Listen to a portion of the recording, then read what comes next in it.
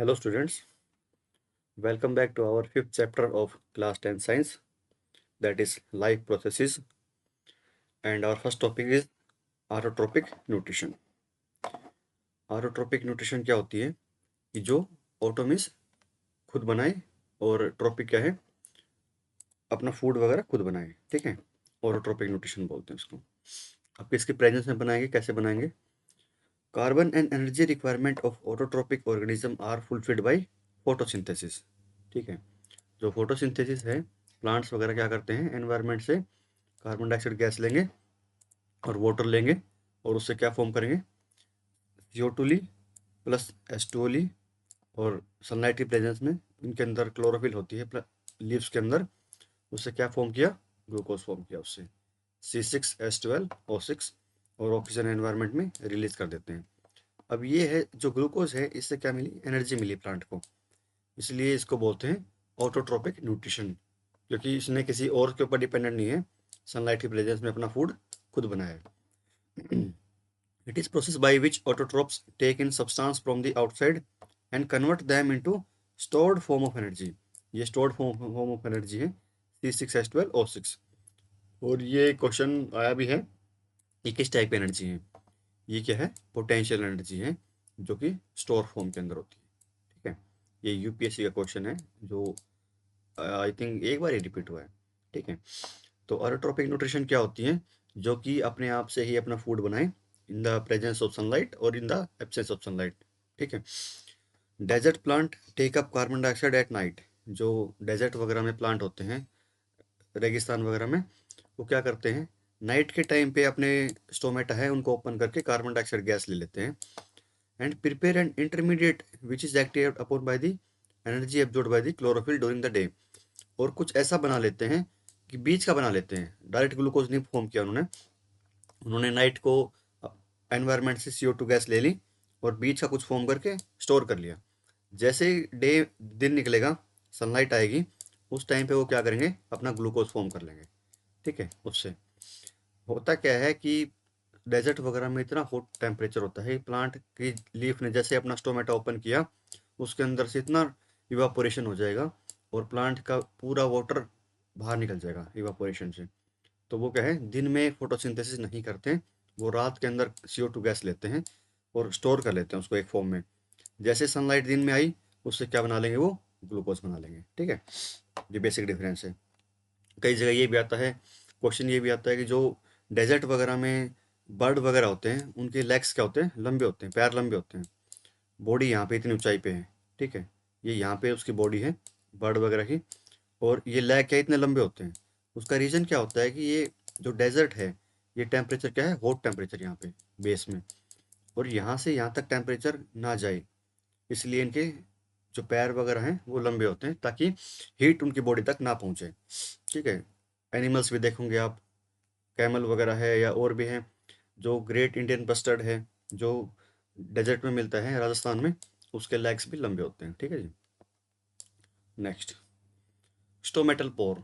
Stomatal pore क्या होता है, मैसिव ये स्टोमेटल पोर है, जो लीफ वगैरह होते हैं हमारे, जो पत्ते हैं, उसके अंदर क्या है, जो गैसेस वगैरह का एक्सचेंज करने के लिए ऐसे पोर होते हैं, ठीक है। ये ओपनिंग होती है इस टाइप की, इसके इसके थ्रू क्या है, गैसेस एक्सचेंज करते हैं, CO2 एनवायरनमेंट से ली और यहीं से O2 गैस गैस रिलीज कर दी, ठीक है, इस ओपनिंग के थ्रू। और ये ओपनिंग किससे गवर्न होती है, गार्ड सेल से गवर्न होती है, इस गार्ड सेल से, ठीक है। ये जो हेमिस्फेयर शेप में ना, इनको बोलते हैं गार्ड सेल। ये कंट्रोल करते हैं कि स्टोमेटा की ओपनिंग कब होगी, लीफ कब CO2 गैस लेगा, कब ऑक्सीजन रिलीज करेगा, ठीक है, कब इवापोरेशन में एक्स्ट्रा वाटर रिलीज करना है, ये सब क्या है, ये ओपनिंग कंडीशन है, ये क्लोजिंग कंडीशन है, ठीक है। ये इसने यहाँ पे क्लोज कर लिया, अब कोई गैस एक्सचेंज इससे नहीं होगी, ठीक है। और ये है जो ग्रीन कलर में है, ये क्लोरोप्लास्ट है। तो डेफिनेशन क्या है, massive amount of gases exchange take place in the leaf through this pore for the purpose of photosynthesis। इसके थ्रू फोटोसिंथेसिस के टाइम पे CO2 गैस एब्जॉर्ब की जाती है और O2 गैस रिलीज की जाती है इस पोर से, ठीक है। O2 गैस यहाँ से रिलीज की जाती है, और इनकी फंक्शन किससे होती है, ओपनिंग क्लोजिंग से, गार्ड सेल से। The opening and closing of the pore is a function of guard cell, ये गार्ड सेल है ना, ये वाली, ये शेप में, इस शेप में ये इसको कंट्रोल करते हैं। और अब क्या है कि गैसेस एक्सचेंज कैसे होती हैं, उस प्रोसेस को बोलते हैं डिफ्यूजन। ठीक है, डिफ्यूजन प्रोसेस से गैस इन और आउट होंगी लीफ के अंदर। ठीक है, डिफ्यूजन प्रोसेस से, ये क्वेश्चन भी कई बार रिपीट होते हैं, वो आपको 4 ऑप्शन दे देगा, उसमें एक डिफ्यूजन डाल देगा। ठीक है, तो डिफ्यूजन से ही कंट्रोलिंग होती है इनकी गैसेस की एक्सचेंज की। नेक्स्ट हो गया हेटरोट्रोपिक न्यूट्रिशन। हेटरोट्रोपिक न्यूट्रिशन क्या होता है? Some organism break down the food material outside the body and then absorb it. Example are fungi like bread mould, yeast and mushroom. वो क्या करते हैं बॉडी के आउटसाइड में, जैसे ये कोई भी बॉडी है, ठीक है, इसके आउटसाइड के ऊपर उसने कुछ स्प्रे किया। ये कोई फूड था, यहाँ फूड हो गया, इसके ऊपर इन्होंने कोई अपना एंजाइम वगैरह स्प्रे कर दिया। जब ये एंजाइम इसको डाइजेस्ट कर लेगा, हाफ डाइजेस्ट कर लेगा, तब ये जो बॉडी है इसको कैप्चर कर लेगी वापस। ठीक है, यहाँ ले लेगी। तो ये क्या है? हेटरोट्रोपिक न्यूट्रिशन है। हेटरोट्रोपिक न्यूट्रिशन है, आउटसाइड बॉडी है। तो जो फंगी होती है बहुत सी, ब्रेड के ऊपर आपने फंगी देखी होगी। कई बार क्या है, ग्रीन कलर की फंगी लग जाती है, ब्रेड आपने 2-3 दिन छोड़ दी बाहर, ठीक है, तो हीट ज़्यादा होगी तो फंगी लग जाती है उसके अंदर। मशरूम वगैरह है उसके अंदर भी यही होता है। This parasitic nutritive strategy is used by wide variety of organism like cuscuta या अमरबेल। आपने देखा होगा ट्री वगैरह होते हैं उसके ऊपर येलो कलर की एक वो बेल्स होती है ऊपर ना, येलो कलर की एक बेल होती है। वो क्या करती है, जो वो ट्री है उस ट्री से उसने उसका सारा न्यूट्रिशन ले लेती है वो, अपना खुद का नहीं बना के इसका सारा न्यूट्रिशन ले लेगी वो। ठीक है, खुद का न्यूट्रिशन कुछ नहीं है, ट्री ने फोटोसिंथेसिस की थी और अपना फूड मैन्युफैक्चर किया था, बट इसने क्या किया, ये कुछ मैन्युफैक्चर नहीं कर रही, उसके चारों तरफ स्क्रॉल करके और उसका सारा फूड ले लेती है। ये एग्जाम्पल रिपीटेड है। टिक्स हैं, लाइस है, लीचीज हैं, टेपवर्म है। जो लाइस वगैरह हैं आपने मतलब किसी के सिर वगैरह में या हेड वगैरह के अंदर मिल जाते हैं, हेयर्स वगैरह में लीचीज हैं, या टेपवर्म है हमारे मतलब इंटेस्टाइन वगैरह के अंदर भी चले जाते हैं। तो ये क्या करते हैं, हमारी बॉडी से एनर्जी लेते हैं। ठीक है, पैरासिटिक नेचर है इनका, पैरासाइट हैं हमारी बॉडी के अंदर या एनिमल्स बॉडी के अंदर, खुद का इनका मैन्युफैक्चरिंग नहीं होती। ठीक है, amoeba takes in food using temporary fingers like extension of the cell surface which fuse over the food particle forming a food vacuole. Amoeba क्या करता है, इसका एक पार्ट होता है सूडोपोडिया। सूडो क्या होता है? फॉल्स। पोडिया क्या होता है? पैर टाइप के। इसके फॉल्स फिट बोलते हैं इसको। इसकी ये फिट तो नहीं था लेकिन फॉल्स फिट है ये। ठीक है, झूठा पैर, पैर के शेप में कुछ था, जैसे ये अमीबा की शेप थी। इसने देखा यहाँ पे फूड पार्टिकल है, ठीक है, ये अमीबा था, इसने फूड पार्टिकल देखा यहाँ, तो ये क्या करेगा, एक दो है, दो फिंगर है, इनको एक्सटेंड कर देगा ऐसे, और ये जैसे कैप्चर में आएगा यहाँ से इसको क्लोज कर लेगा। क्लोज करते ही ये फूड इसके अंदर आ गया। ठीक है, और ये सूडोपोडिया रिपीटेड आता है। सूडोपोडिया क्या है? False feet of amoeba to capture food. ठीक है। नेक्स्ट है nutrition in human being. Human being है उसके अंदर न्यूट्रिशन कैसे होता है, फर्स्ट फूड कहाँ से कहाँ तक जाता है और कहाँ क्या क्या कैप्चर होता है, ठीक है, कहाँ क्या क्या एब्जॉर्ब होता है, कौन सा एंजाइम आता है। एंजाइम तो लेटर फेज में देखेंगे हम 11th या 12th क्लास में, वहाँ मोस्टली एंजाइम ही है। और इस स्टेज पे क्या है कि बस सिर्फ बेसिक बता रखा है कि फूड कहाँ से कहाँ पे जा रहा है। ठीक है, जैसे हमने यहाँ पे फूड लिया टंग, जीभ से, और फिर वो माउथ बकल कैविटी, उसके अंदर सलाइवा वगैरह मिलता है यहाँ पे। ठीक है, यहाँ सलाइवा मिल गया, फिर वो नीचे आया ओसिफेगस के थ्रू, हिंदी में आहार नली बोलते हैं, फिर वो हमारी स्टोमक के अंदर आया। स्टोमक के अंदर क्या होता है, जो डाइल्यूट फॉर्म में HCl वगैरह होता है, डाइल्यूट फॉर्म में HCl हाइड्रोक्लोरिक एसिड होता है, बहुत ही डाइल्यूट होता है वो, ह्यूमन बीइंग को हार्म नहीं करता, स्मॉल अमाउंट में है तो। ठीक है, यहाँ से फिर क्या है, वो आएगा लार्ज इंटेस्टाइन के अंदर, फिर आएगा इसके अंदर ये, सॉरी इसके अंदर क्या है, पहले ये आएगा स्मॉल इंटेस्टाइन के अंदर, फिर लार्ज इंटेस्टाइन के अंदर आएगा, और बीच में क्या है, ये अपेंडिक्स है। अपेंडिक्स क्या होता है कि आज के टाइम पे ह्यूमन बॉडी के अंदर अपेंडिक्स की ज़रूरत नहीं होती। जो जो प्रोटो ह्यूमंस था या जो हिस्टोरिकल ह्यूमन था, किस टाइम पे बताएं, आज से 30-40 हज़ार साल पहले, 50,000 साल पहले अपेंडिक्स की जरूरत पड़ा करती, क्योंकि आदमी क्या है घास फूस वगैरह खा लेता था, ग्रास वगैरह खाई, तो वो क्या है अपेंडिक्स के अंदर आके स्टोर हो जाएगी। ठीक है, ये क्या है एक फिल्टर आउट है। अपेंडिक्स क्या कर लेता, उस ग्रास वगैरह को फिल्टर कर लिया करता। बट जैसे टाइम चेंज हुआ, हमारी फूड हैबिट्स वगैरह चेंज हुई, तो आज के टाइम पे हमें हमारे बॉडी के अंदर अपेंडिक्स की ज़रूरत नहीं होती। और ये बहुत से लोग पे अगर ये प्रॉब्लम करती है तो इसको बाहर भी निकलवा देते हैं। ठीक है, फिर हमारे पास है पैनक्रियाज है, ये पैनक्रेटिक जूस रिलीज करता है। लीवर है, ठीक है, लीवर भी जूस सिक्रेट करता है। बाइल डक्ट है, यहाँ से बाइल जूस निकलता है। गाल ब्लेडर है, ठीक है। ये डायफ्राम क्या है, डायफ्राम वैसे लिखा रखा है कि जैसे हम सांस वगैरह लेंगे डायफ्राम अपर साइड में जाएगा। ठीक है, तो ये बेसिक दिखा रहा है कि ये फूड कहाँ से ट्रेवल करके कहाँ तक गया। ठीक है, और कहाँ इसके अंदर कौन कौन से एंजाइम मिक्सअप होंगे, वो जो फूड को ब्रेक ब्रेक करेंगे, प्रोटीन से, प्रोटीन को या फैट को किसको ब्रेक करके क्या फॉर्म करेंगे। ठीक है, तो जो फर्स्ट है यहाँ पे फेस के अंदर माउथ है। माउथ के अंदर क्या है, this saliva contains an enzyme called salivary amylase.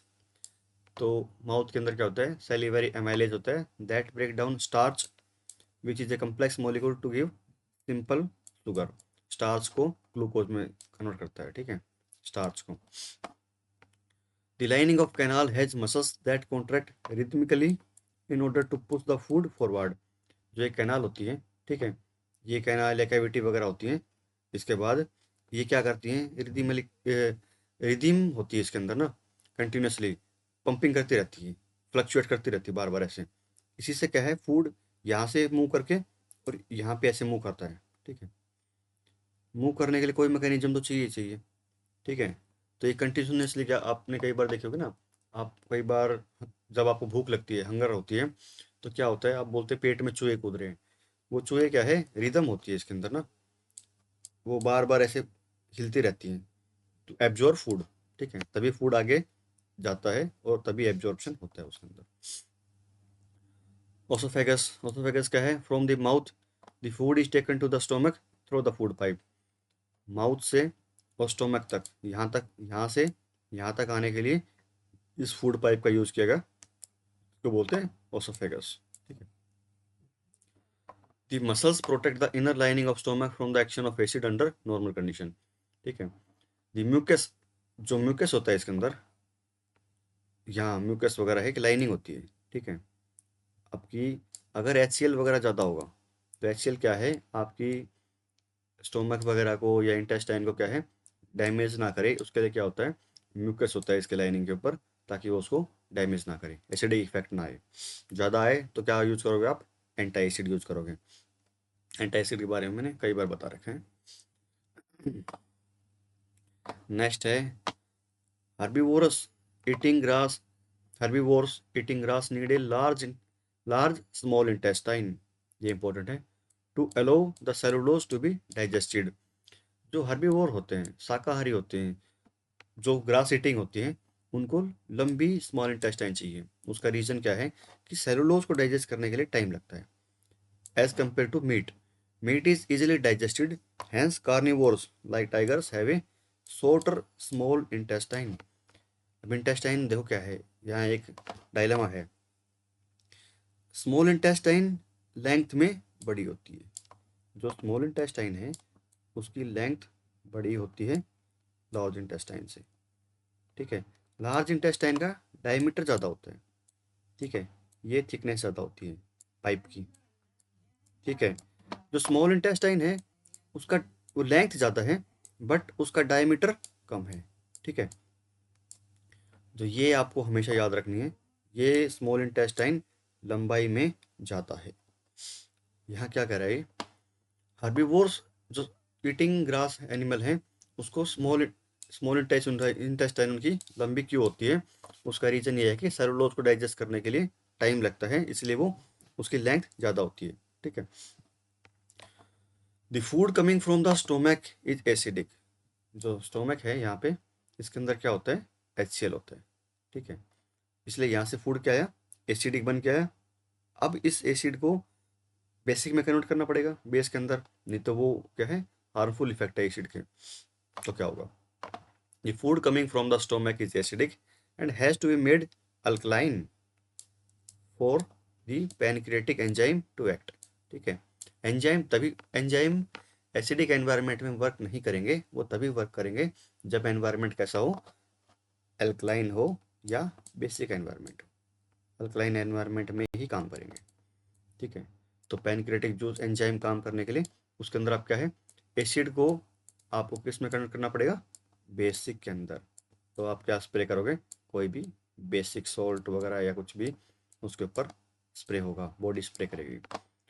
The pancreas secretes pancreatic juice which contain enzyme like trypsin for digesting protein and lipase for breaking down of emulsified fat। ठीक है, जो trypsin है वो digest करेगा protein को, और जो lipase है वो डाइजेस्ट करेगा फैट को। ठीक है, ये दोनों इंपॉर्टेंट एंजाइम हैं और रिलीज किससे हो रही है, पैनक्रियाज से। नेक्स्ट है विली। विली क्या होता है कि हमारा जो फूड है उसको बिल्कुल एब्जॉर्ब करे, हमारी बॉडी अच्छे से एब्जॉर्ब करे। इसके लिए क्या होता है, inner lining of small intestine, जो स्मॉल इंटेस्टाइन है इसकी इनर लाइनिंग क्या है, has numerous finger like projection, ऐसे फिंगर लाइक प्रोजेक्शन होती है इसके ऊपर। ठीक है, इसके अंदर दोनों साइड क्या है, प्रोजेक्शन है। ठीक है, called as villi which increase the surface area for absorption. Food इस साइड से आ रहा है, मान लो स्मॉल इंटेस्टाइन के अंदर फूड इस साइड से आ रहा है, अगर उसके अंदर कोई भी, अगर सरफेस एरिया कम होगा इसका टच करने वाला, तो फूड इजीली इस साइड पास हो जाएगा, हमारी बॉडी को एनर्जी कम मिलेगी। तो क्या होता है, स्मॉल इंटेस्टाइन की इनर वॉल के ऊपर यहाँ पे विली होती है। ठीक है, ये फिंगर लाइक प्रोजेक्शन होती है जो फूड को क्या है, कुछ देर के लिए रोक के इसको इजीली एब्जॉर्ब करती है। The unabsorb food is sent into the large intestine. Small intestine से लार्ज इंटेस्टाइन की तरफ फूड गया। ठीक है, लार्ज इंटेस्टाइन के अंदर वाटर एब्जॉर्ब हो गया। ठीक है, from this material unabsorbed food is sent into large intestine whereas whole absorb more water from the material। तो लार्ज इंटेस्टाइन क्या एब्जॉर्ब कर लेगी, वाटर एब्जॉर्ब कर लेगी। ठीक है, बहुत ही बेसिक बेसिक है अभी तो। नेक्स्ट है रेस्पिरेशन क्या होता है, सॉर्प्शन बोलते हैं हिंदी में। तो बेसिकली अभी बता देता हूँ, इसके अंदर जो ग्लूकोज होती है ये C6 होता है, ग्लूकोज का फॉर्मूला C6H12O6। ठीक है, तो इसके अंदर कार्बन कितने एटम हैं, कार्बन के 6 एटम। ठीक है, तो ग्लूकोज क्या है, 6 कार्बन मॉलिक्यूल हो गए इसके। साइटोप्लाज्म में क्या करता है, बीच के अंदर एक पायरुवेट फॉर्म होता है 3 कार्बन मॉलिक्यूल का, पायरुवेट फॉर्म होता है। और इसके बाद क्या होता है, अगर आपकी बॉडी के अंदर या किसी बॉडी के अंदर एब्सेंस ऑफ ऑक्सीजन है या लैक ऑफ ऑक्सीजन है या प्रेजेंस ऑफ ऑक्सीजन है, 3 कंडीशन होगी। अगर ऑक्सीजन बहुत ज़्यादा प्रेजेंट है, ठीक है, सुफिशियंट अमाउंट में है, तो क्या फॉर्म होगा, CO2 plus water, C6H12O6 plus से क्या फॉर्म होगा, CO2 नीचे और वाटर फॉर्म होगा। ठीक है, if there is enough oxygen present in the reaction and plus energy. ठीक है, बट अब 2 कंडीशन और बचती हैं। एक तो है लैक ऑफ ऑक्सीजन, ऑक्सीजन की लैक होगी तो क्या होगा, लैक्टिक एसिड फॉर्म करेगा और एनर्जी फॉर्म करेगी। अब लैक्टिक एसिड क्या होता है, जब भी लैक्टिक एसिड फॉर्म होता है, हमारी बोन्स वगैरह हैं, मसल्स वगैरह हैं, उसके अंदर लैक्टिक एसिड अगर फॉर्म हो गया, आप सोचो तो कितना पेन होता है हमें। एक्सरसाइज वगैरह जब भी हम करते हैं, हमारी बॉडी को एक्स्ट्रा ऑक्सीजन की डिमांड होती है। उस कंडीशन में आपने हार्ड वर्क किया, उस कंडीशन में हमारी बॉडी को एक्स्ट्रा ऑक्सीजन की डिमांड होती है। अगर ऑक्सीजन नहीं मिलती है तो क्या फॉर्म होता है, लैक्टिक एसिड फॉर्म हो जाता है। और हमारे आपने देखा होगा कि हार्ड वर्क करने के बाद क्या है, जॉइंट पेन वगैरह करते हैं, उसका रीज़न यही होता है कि उस सेल को या उस टिश्यू को क्या है, प्रॉपर ऑक्सीजन नहीं मिली। तो जो ग्लूकोज कंबशन है उससे क्या फॉर्म हुआ, उससे लैक्टिक एसिड फॉर्म हुआ, ना कि कार्बन डाइऑक्साइड रिलीज हुई। ठीक है, तो ये आप याद रखिए, ये कई बार रिपीट हुआ है क्वेश्चन। नेक्स्ट है इन द एब्सेंस ऑफ ऑक्सीजन। अब ऑक्सीजन क्या है, बिल्कुल नहीं है। यहाँ प्रेजेंस थी, यहाँ थोड़ी कम हुई, अब बिल्कुल ही खत्म होगी। बिल्कुल अगर आपने रिमूव कर दी तो क्या है, एथेनॉल फॉर्म होगा। ठीक है, ethanol plus CO2 gas plus energy form होगी। और एथेनॉल का आप क्या यूज़ करोगे, एथेनॉल को आप, एल्कोहल होता है ये, ठीक है, कंज्यूमेबल एल्कोहल है, या तो आप इसको पेट्रोल वगैरह के अंदर ब्लेंडिंग करोगे। ठीक है, पेट्रोल के अंदर या ह्यूमन कंजम्पशन के लिए यूज़ करोगे, ठीक है, इसके, या इंडस्ट्रियल सॉल्वेंट है, किसी चीज़ को डिसॉल्व करने के लिए यूज़ करोगे, ठीक है। तो तीनों कंडीशन मैंने बता दी। Respiration, diverse organism do this in different ways, ठीक है, जो ऑर्गेनिज्म है इनको अलग अलग वे में यूज़ करते हैं। Some use oxygen to break down glucose completely into CO2 and water. Some use in the presence of oxygen CO2 बना देंगे और वाटर बना देंगे और एनर्जी फॉर्म कर देंगे। ये हमारी बॉडी का एग्जाम्पल है। इन ठीक है, completing the CO2 and water. Some use other pathway that do not involve oxygen. कुछ और यूज करेंगे जिसके अंदर ऑक्सीजन नहीं होती है। In all cases the first type is breakdown of glucose a 6 carbon molecule into a 3 carbon molecule called as pyruvate, ठीक है, पायरुवेट के अंदर चेंज कर देंगे फर्स्ट स्टेप के अंदर। सेकंड स्टेप पे डिपेंड करता है कि आपके पास कितनी ऑक्सीजन है। तो अगर ऑक्सीजन प्रॉपर है तो CO2 गैस रिलीज होगी, ऑक्सीजन कम है तो लैक्टिक एसिड फॉर्म होगा, और ऑक्सीजन बिल्कुल नहीं है तो एथेनॉल फॉर्म होगा। तीनों की अलग अलग यूटिलिटी है, आपको क्या बनाना है उसके बेस पे आप इसका ग्लूकोज का कंबशन करवा सकते हो। नेक्स्ट है ATP। ATP क्या है? पावर हाउस है सेल का। एडिनोसिन ट्राइफॉस्फेट इंपॉर्टेंट है, adenosine triphosphate. ATP is energy currency for most cellular processes. जो सेल वगैरह हैं उनकी एनर्जी करेंसी है, उनको एनर्जी, सेल को एनर्जी कहाँ से मिलती है? ATP से। The energy release during the process of respiration is use to make an ATP molecule from ADP। ADP क्या है? एडिनोसिन डाइफॉस्फेट, ठीक है, डाई क्या है? 2 फॉस्फेट है, एक फॉस्फेट और मिल गया तो ट्राइफॉस्फेट मिल जाएगा, ATP बन जाएगा, ठीक है। और ATP क्या है? एनर्जी सोर्स है, ATP से ही आपको वो एनर्जी मिलती है, ठीक है। तो इसने क्या है, ये फंक्शनिंग वगैरह दिखा रखी है। आपने जो भी रेस्पिरेशन वगैरह की तो ऑक्सीजन कहाँ से कहाँ आ रही है और CO2 कहाँ से रिलीज हो रही है। तो है फर्स्ट है नेसल पैसेज, जो आपका नोज है उसे आपने क्या है, सक की ऑक्सीजन, ठीक है, ऑक्सीजन आपने ली यहाँ पे, ठीक है। माउथ कैविटी इसमें वैसे दिखा रखी है। तो सबसे ऊपर है फ्रैंक्स है, फिर है लैरिंग्स है, फेरिंग्स और लैरिंग्स। उसके नीचे क्या आता है? उसके नीचे ट्रैकिया आता है, ठीक है, ये यहाँ पे ट्रैकिया आता है। फिर आता है रिंग ऑफ कार्टिलेज, उसके नीचे कार्टिलेज वगैरह आती है, ठीक है। फिर ये लंग्स दिखा रखे हैं, ठीक है, लंग्स है, और इसके नीचे क्या, ये क्या है, रिब्स दिखा रखी है, रिब्स इसको कवर कर रही है लंग्स को, ठीक है।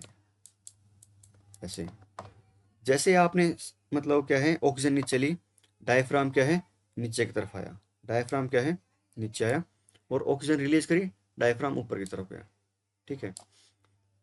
और ये क्या है, एलिवोलर सैक है, ब्रोंचियोल्स है, ब्रोंची है।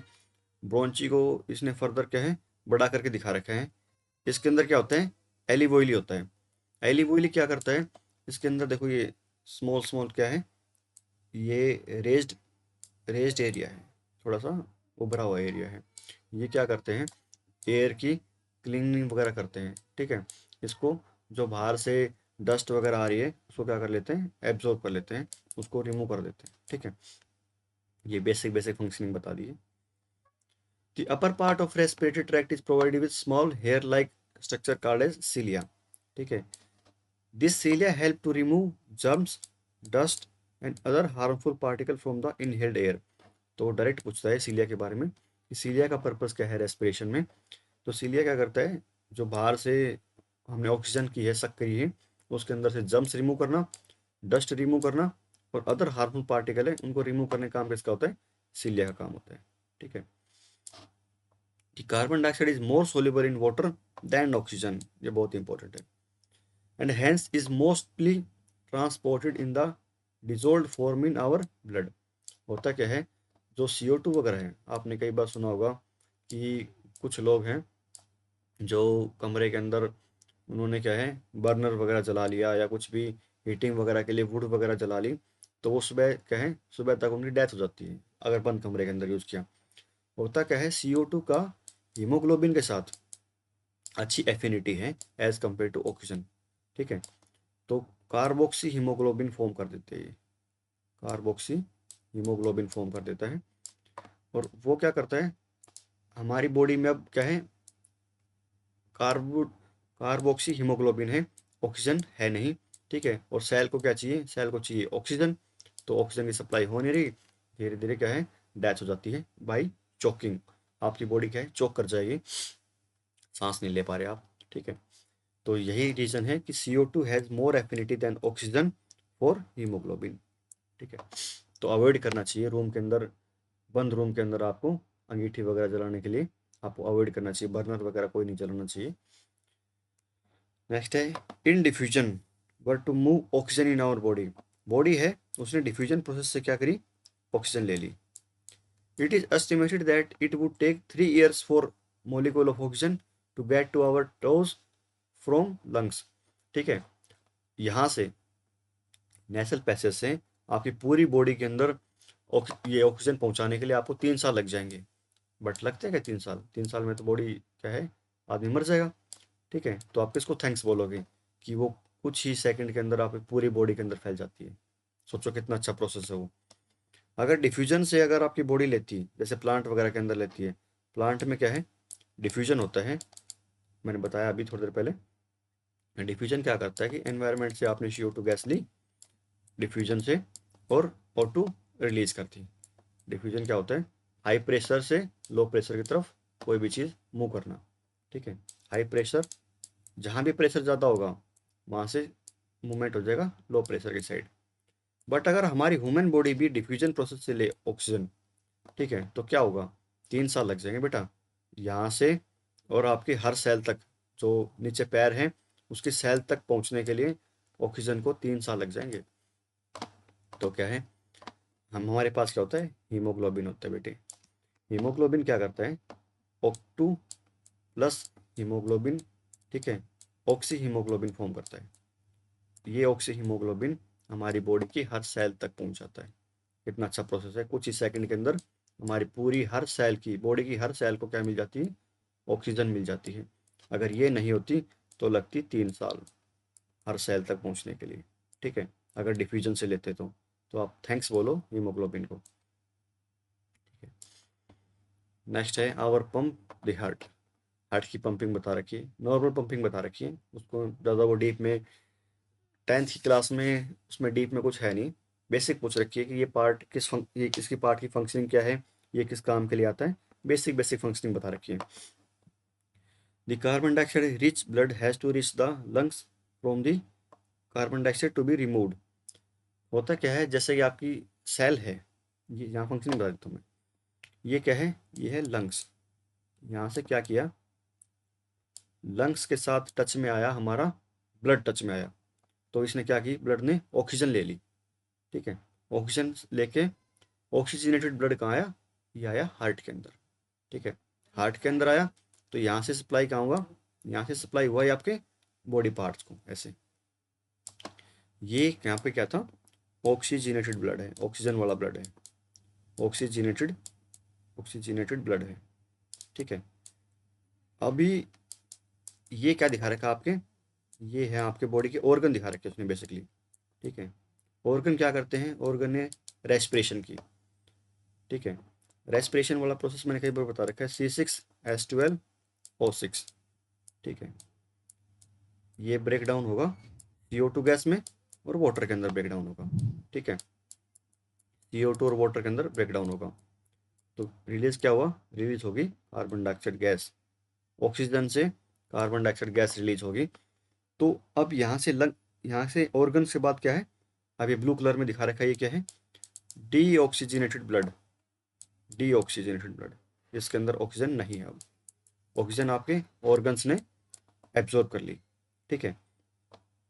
और इस साइड ये क्या है, ये आर्टरीज बोलते हैं। आर्टरीज क्या होती हैं, जो ब्लड को लेके आती हैं हार्ट टू ऑर्गन, ठीक है।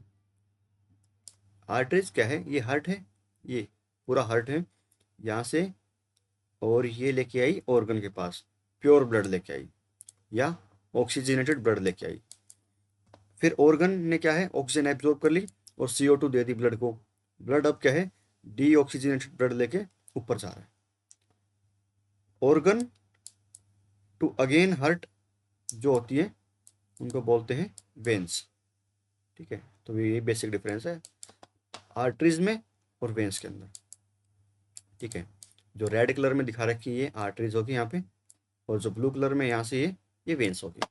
ठीक है, यहाँ से आया था ऑक्सीजनेटेड ब्लड, ऑर्गन्स ने ले लिया, कार्बन डाइऑक्साइड दे दी उसको ब्लड को, और ये वापस लंग्स के पास लेके आ गया। ठीक है, अब लंग्स ने पंपिंग करके इसको कहाँ भेज दिया, यहाँ से वापस, हाँ सॉरी, हार्ट ने कहाँ भेज दिया, वापस लंग्स के पास भेज दिया। लंग्स इसको दोबारा ऑक्सीजन दे देगा, फिर ये प्रोसेस कंटिन्यू चलता रहेगा। ठीक है, तो बहुत ही सिंपल वे में मैंने बता दिया। फंक्शनिंग बता रखी है मेन तो 10th क्लास में, वो उसने बाकी चीज़ें नहीं बताई कि कौन सा पार्ट कितना बड़ा होता है और किसकी कितनी पंपिंग है। बेसिक बेसिक इसके अंदर चीज़ें बता रखी हैं।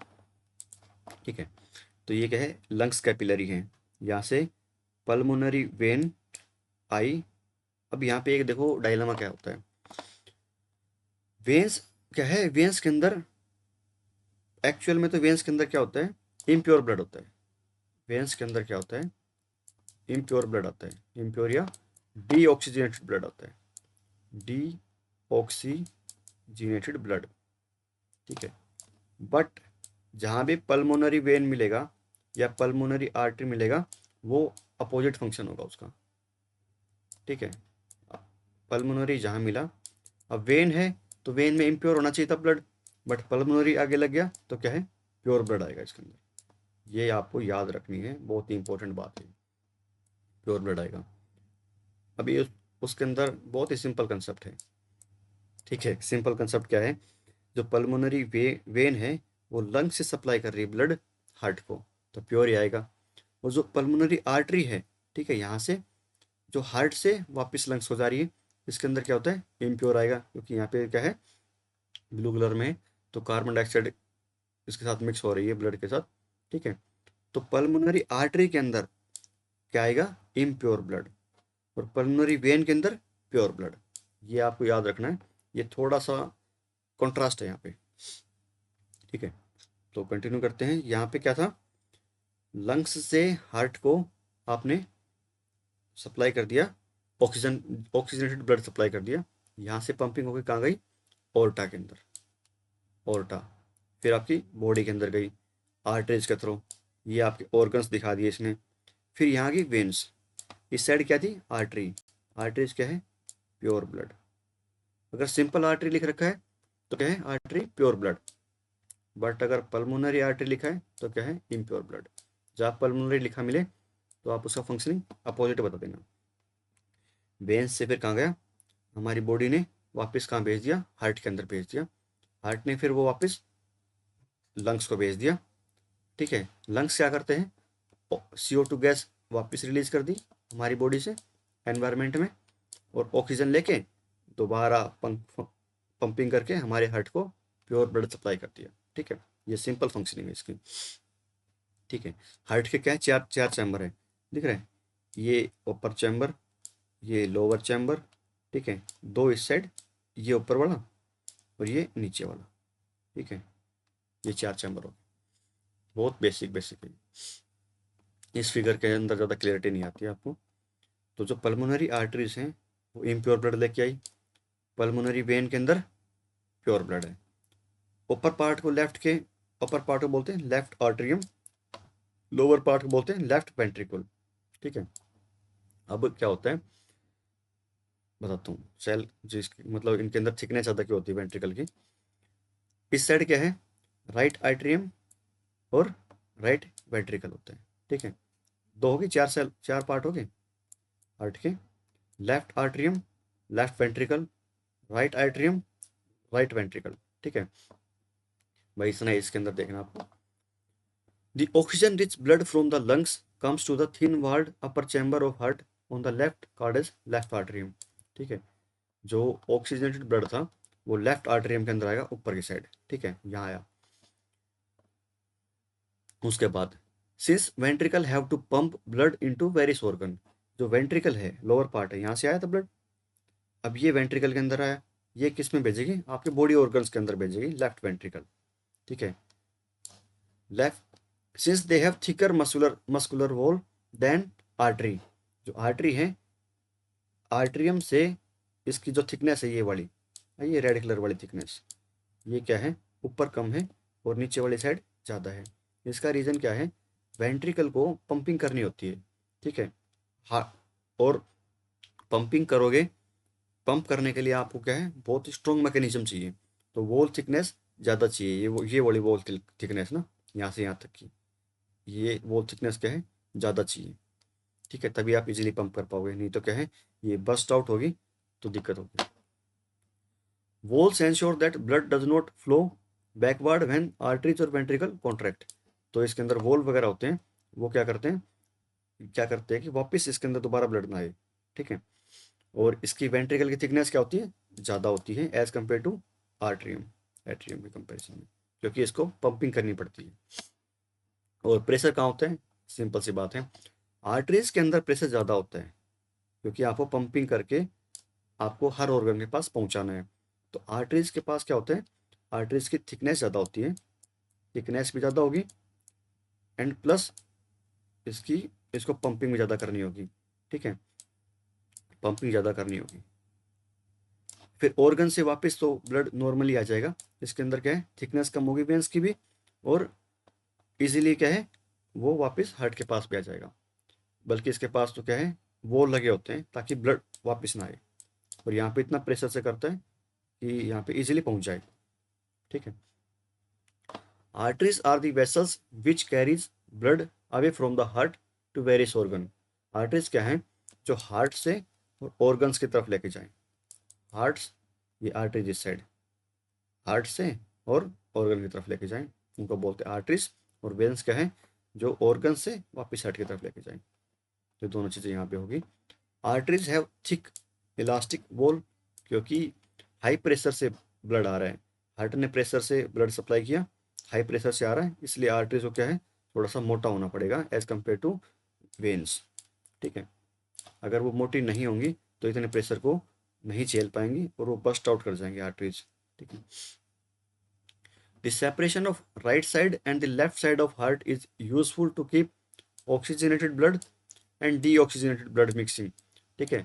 हार्ट में यहाँ पे बीच के अंदर क्या है, हार्ट के अंदर बीच में क्या है, ये चैम्बर है, ठीक है, ये दोनों साइड बंद कर रखी इसने, ताकि ये यहाँ पे ऑक्सीजन रिच ब्लड है, ठीक है, यहाँ पे क्या है ऑक्सीजन रिच ब्लड है, इस साइड डीऑक्सीजनेटेड ब्लड है, CO2 वाला ब्लड है, ठीक है, इन दोनों की मिक्सर ना हो जाए, इसलिए क्या है दो चैम्बर के अंदर होते हैं, दो पार्ट के अंदर है और चार चैम्बर हो गए इसके अंदर, एक दो तीन और चार, ठीक है।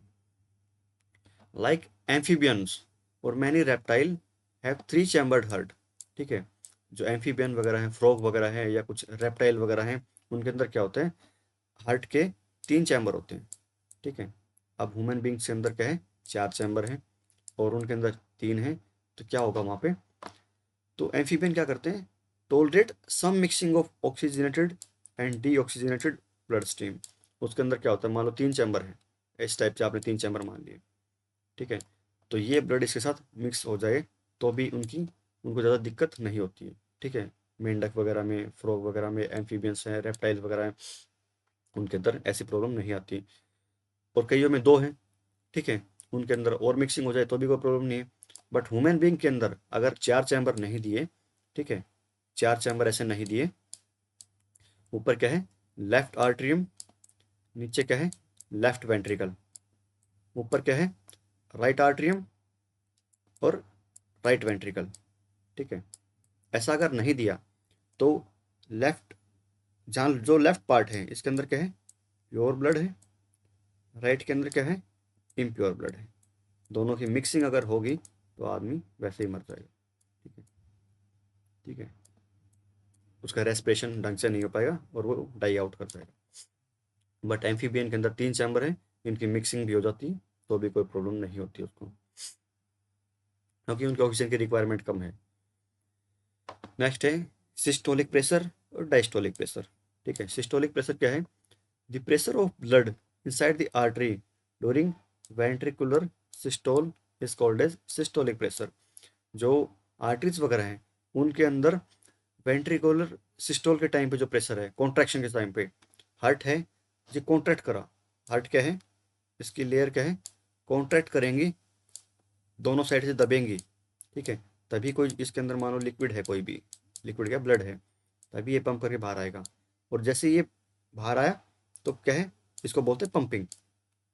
तो इस टाइम पे प्रेशर को बोलते हैं डायस्टोलिक सिस्टोलिक प्रेशर, ठीक है। और जब ये कॉन्ट्रैक्ट हुआ, तो आपने देखा होगा कोई बोतल वगैरह, आप पानी की बोतल पी रहे हो, आप उसको दबाओगे तो पानी आपकी साइड आएगा, आपकी फेस की साइड आएगा, माउथ की साइड आएगा। अगर आप दबाया तभी तो आपकी फेस की साइड आया वो। तो उस टाइम पे जो प्रेशर है उसको बोलते हैं सिस्टोलिक प्रेशर। दूसरा होता है डायस्टोलिक प्रेशर। डायस्टोलिक प्रेशर क्या होता है, सिस्टोलिक बता देता हूँ, 120 mm ऑफ मरकरी।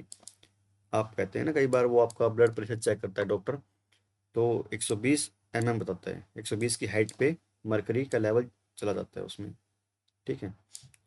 मरकरी का लेवल 120 की हाइट पे गया, मीन्स क्या है, आपका प्रेशर कितना है ब्लड का, 120, कि आपकी ब्लड कितनी पंपिंग कर रहा है, 120 ऑफ Hg, ये प्रेशर को मेजर करने के लिए होता है। डायस्टोलिक प्रेशर क्या है, पहले तो कॉन्ट्रैक्ट हुई थी, अब वापस उसी फॉर्म के अंदर आएगी या रिलैक्स होगी मसल्स हार्ट की, ये हार्ट है, ठीक है। यहाँ इसको डिलीट करके बनाता हूँ मैं थोड़ा सा, हार्ट है, अगर वो उसकी वॉल प्रेस होंगी तो ही वो आपकी बॉडी को क्या है, पंपिंग करके ब्लड सप्लाई कर पाएगा, ठीक है। हार्ट है, मान लो ये बेसिक हार्ट की शेप बना दी, इसकी सेल है ये वाली, मान लो ये यहाँ पे प्रेशर लगा, यहाँ पे प्रेशर लगा बाहर की साइड से, तो यहाँ जो ब्लड था वो निकल के आपके ऑर्गन्स के पास चला गया, ठीक है, आपके ब्लड के ऑर्गन के पास चला गया, ठीक है। और तो इसको बोलते हैं सिस्टोलिक प्रेशर। ये प्रेशर करने के लिए आपको कितना चाहिए, 120। अब वापस ये सेल दोबारा इस फॉर्म में आ गई, बाहर की साइड आई, ठीक है, तो दोबारा से इसके अंदर क्या आया, ब्लड आ गया। उस प्रेशर वो प्रेशर कितना है, वो 80 mm का प्रेशर है, उसको बोलते हैं डायस्टोलिक प्रेशर। तो डॉक्टर आपको मेजर करता है इस रेंज में, 80 से 120 की रेंज में अगर आपका ब्लड प्रेशर है तो वो क्या है, वो ओके है। अगर इससे ज़्यादा है, 120 से ज़्यादा है, 140 चला गया, 200 चला गया, क्या है, आपको हाई ब्लड प्रेशर है, बीपी आपका हाई हो गया है, ठीक है। हो क्या रहा है, आपका बीपी हाई हो गया। तो ये जो आर्टरीज हैं इसके अंदर क्या कई बार क्या जम जाता है, इसके अंदर आता है कोलेस्ट्रॉल, और अभी फिजिक्स में ज़्यादा मैं लेके नहीं जाऊँगा आपको। एक डायमीटर मान लो किसी चीज़ का इतना है, दूसरी ये है, यहाँ पे आपने कोलेस्ट्रॉल जम गया, मान लो इस पाइप के अंदर, इस साइड भी और इस साइड भी कोलेस्ट्रॉल जम गया, ठीक है। तो यहाँ पे इजीली फ्लो था, यहाँ पे क्या है, अगर एरिया कम है, ठीक है, एरिया कम होगा तो प्रेशर ज़्यादा हो जाएगा। वो फॉर्मूला है ना, PA V1 is equal to PA A2V2, ठीक है, P1A1V1 is equal to P2A2V2, ठीक है। अगर एरिया ज़्यादा होगा तो प्रेशर कम हो जाएगा, इन्वर्सली प्रोपोर्शनल रहेगा। और एरिया अगर कम हो गया यहाँ पे तो प्रेशर क्या है, बहुत ज़्यादा प्रेशर हो जाएगा। आपका जो प्रेशर था पहले 120 का प्रेशर था, अब 140 का प्रेशर हो जाएगा। तभी बीपी वाले बंदे को या जिसका कोलेस्ट्रॉल हाई होता है उसका प्रेशर हाई इसलिए हो जाता है क्योंकि जो उसकी आर्टरीज वगैरह है उसके अंदर कोलेस्ट्रॉल जम गया, तो पाइप के अंदर मूवमेंट के लिए स्पेस कम बचा ब्लड की मूवमेंट के लिए, और प्रेशर हाई हो गया। बर्नौली थ्योरम है एक्चुअल में, जो साइंस के अंदर आप पढ़ेंगे या मैकेनिकल इंजीनियरिंग के अंदर आती है, ठीक है, बर्नौली थ्योरम है ये। तो वहाँ से इसकी मैंने रिलेवेंस बता दी, ज़्यादा डीप के अंदर अभी नहीं जाते। नेक्स्ट है एक्सक्रीशन इन ह्यूमन बींग। जो ह्यूमन बींग है उसके अंदर एक्सक्रीशन कैसे हो रहा है, ठीक है। कितना बच गया इसके बाद, हो गया, ऑलमोस्ट कंप्लीट है। Excretion in human being, urine produce in the kidney passes through the ureter into the urinary bladder where it is stored until it is released into the urethra। जो ये किडनी है आपकी, ठीक है, simple kidney दिखा रखी है, ये लेफ्ट किडनी है, ये राइट किडनी है, ठीक है। ये और ये जो है ये लेफ्ट रेनल आर्टरी है और लेफ्ट किडनी होगी। लेफ्ट रेनल वेन जो इससे बाहर आती है वो रेनल वेन है ब्लू कलर में, ये वाली। लेफ्ट रेनल वेन, ये रेड कलर में ओर्टा, ठीक है, लेफ्ट यूरेथर है, और ये नीचे क्या है, यूरिनरी ब्लेडर, यहाँ के कुछ देर के लिए स्टोर होगा, यहाँ पे स्टोर हुआ और फिर यहाँ से रिलीज होगा। रिलीज किससे हो रहा है, यूरेथ्रा से। नाम कभी भी नहीं पूछता आपसे कोई भी एग्जाम में, बेसिकली वो नाम इतना नहीं पूछता, उसकी फंक्शनिंग पूछता है कि यूरेथ्रा की क्या फंक्शनिंग है, और कहाँ से कहाँ पे आ रहा है, किसने किडनी से क्या निकल रहा है, क्या एब्जॉर्ब किया उसने। तो मोस्टली रिलीज क्या हो रहा है, nitrogenous waste such as urea और uric acid are removed from the blood in the kidney. जो ब्लड है आपने, मैंने कई बार बताया, अगर ब्लड का कंबशन, ठीक है, रेस्पिरेशन के अंदर ऑक्सीजन मिल गई उसको, तो क्या फॉर्म होगा, CO2 गैस फॉर्म होगी। बट अगर ऑक्सीजन कम मिली, ठीक है, ऑक्सीजन का अमाउंट कम हुआ, तो क्या है, वहाँ फॉर्म होगा एसिड। तो वहाँ क्या फॉर्म होगा, यूरिक एसिड। और अगर यूरिक एसिड आपकी बॉडी के अंदर फॉर्म हो गया, तो किडनी क्या है, उसको रिमूव करेगी और यूरिया को रिमूव करेगी, तभी जाके आपका ब्लड क्या है, प्योर होगा। ठीक है, बिल्कुल सिंपल है। यहाँ से आपका जो यूरिन है वो आया और इसके अंदर स्टोर हुआ, यूरिनरी ब्लेडर के अंदर स्टोर हुआ, और यूरेथ्रा के थ्रू वो आपके पास आउट हो गया, बाहर निकल गया। इसके अंदर क्वेश्चन यहाँ से आता है, बोमेन कैप्सूल क्या होते हैं। Each capillary cluster in the kidney is associated with the cup shape cup shaped coil tube called as Bowman capsule that collect the filtrate। ठीक है, जो बहुत छोटे छोटे क्या होते हैं, ऐसे कैप्सूल वगैरह होते हैं, बोमन कैप्सूल किडनी के अंदर। ठीक है, ये क्या है, रेनल आर्टरी है, इसके बाद एक कैप्सूल लगा है, फिर क्या है, यहाँ से रेनल वेन स्टार्ट होगी। ठीक है, ऐसे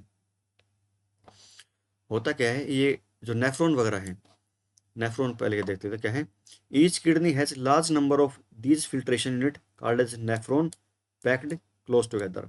नेफ्रॉन क्या करते हैं, किडनी के अंदर क्या होता है, फिल्टर आउट करने के लिए होते हैं। मान लो कोई भी, ये नेफ्रॉन है, यहाँ पे बाहर से ऊपर से क्या आ रहा था, यूरिया वाला कंपाउंड आ रहा था, या यूरिया के साथ ब्लड आया।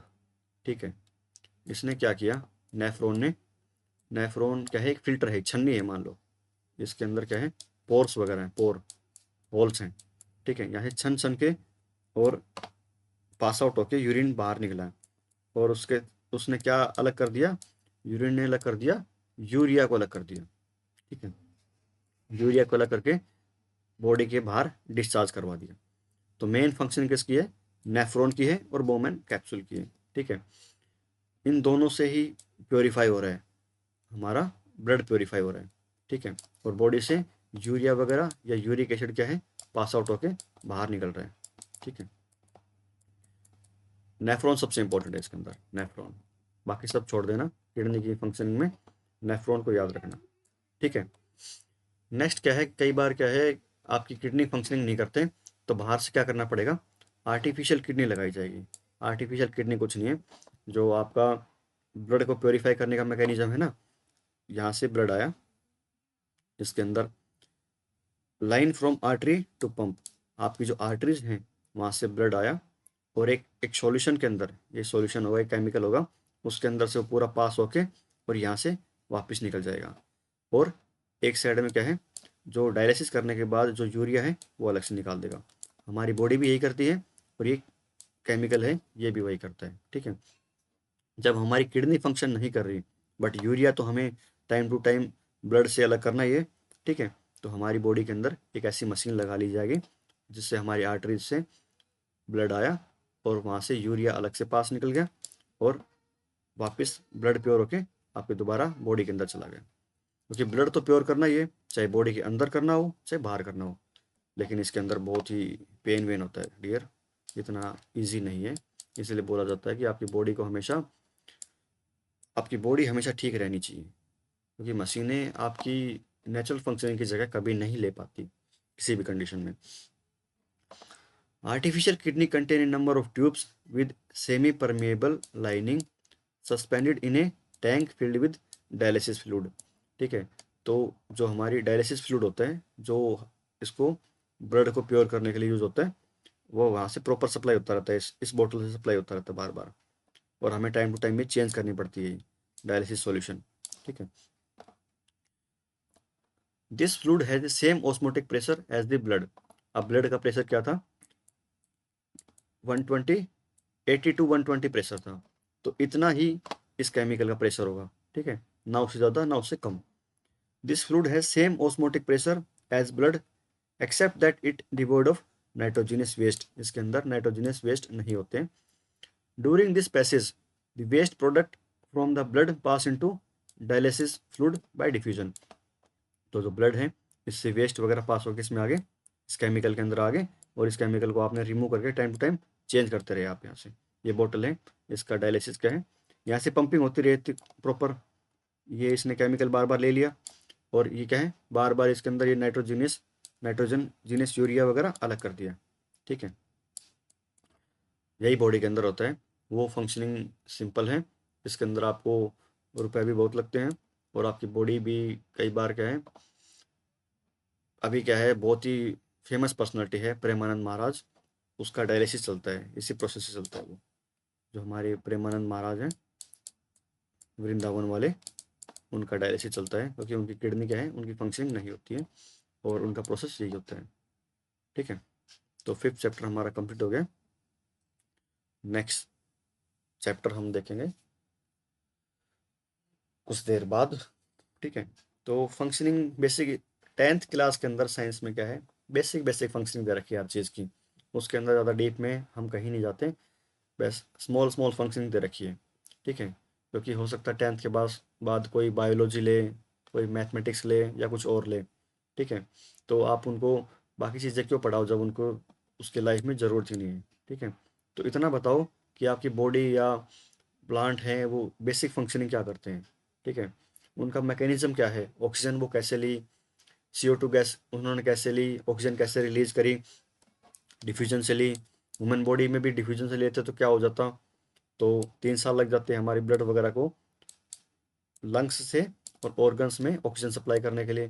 ठीक है, बट उसको हम किसको थैंक्स बोलेंगे, हीमोग्लोबिन को थैंक्स बोलेंगे कि क्या है, वो इजीली सप्लाई कर पाता है।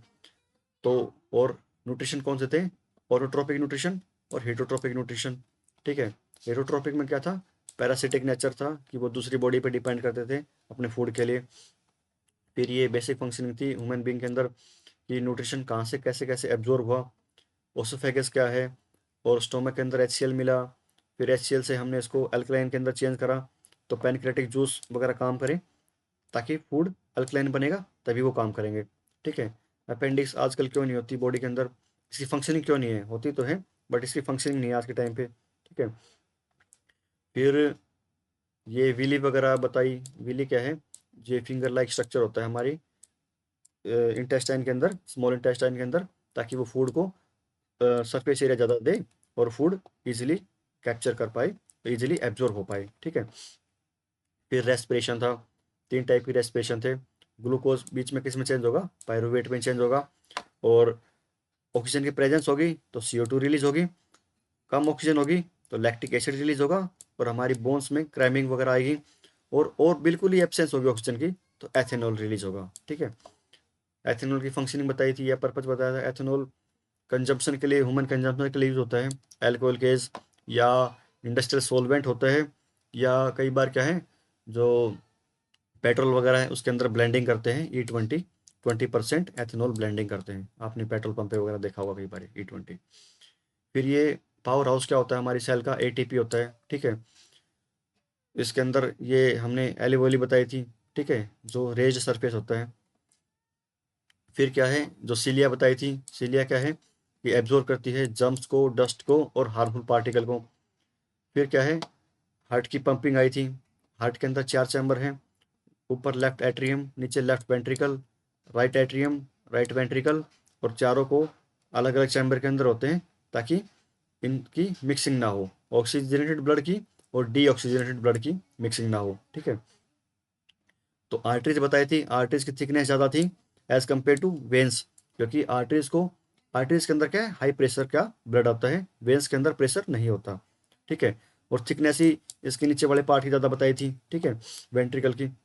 इसकी थिकनेस ज़्यादा क्यों बताई थी? क्योंकि इसको पंप आउट करना होता है बेटा, यहाँ से ब्लड पंप आउट करने के लिए आपको हाई प्रेशर चाहिए। तो ये थिकनेस है, यहाँ पे देखो ऊपर थिकनेस कम है, यहाँ पे नीचे जाके मोटा हो रहा है। उसके बाद क्या था, ये किडनी की फंक्शनिंग थी। किडनी की फंक्शनिंग में नेफ्रॉन सबसे इंपॉर्टेंट है टू फिल्टर आउट यूरिया, ठीक है। फिर क्या है, अगर किडनी ढंग से फंक्शनिंग नहीं कर रही, ठीक है, या किसी ने किडनी आपको डोनेट नहीं की, तो आपको क्या है, डायलिसिस करवाना पड़ेगा, हीमोडायलिसिस कराना पड़ेगा। और हीमोडायलिसिस के अंदर क्या है, ये केमिकल यूज होता है, उसका सेम ऑस्मोटिक प्रेशर होता है 120 to 80, ठीक है। और एग्जाम्पल मैंने अपना प्रेमानंद महाराज जी का बताया था कि उनकी बॉडी भी डायलिसिस के ऊपर वर्क करती है टू फिल्टर आउट यूरिया, ठीक है। तो इसके अंदर जो मोस्ट इंपॉर्टेंट चीज़ें थी वो मैंने कवर अप कर दी हैं। बाकी बाकी क्या है, सॉल्यूशन वगैरह, इक्वेशन वगैरह, वो सब कहीं नहीं आती हैं, ठीक है। पीएचडी आपको किसी टॉपिक में करनी नहीं होती है, आपको बेसिक कंसेप्ट चाहिए लाइफ में हर जगह, ताकि आप इजीली किसी भी एग्जाम को क्रैक कर पाओ या अपनी पर्सनल लाइफ में उन चीज़ों की यूटिलिटी लेके आ पाओ, ठीक है। Thank you, stay tune with me, bye bye.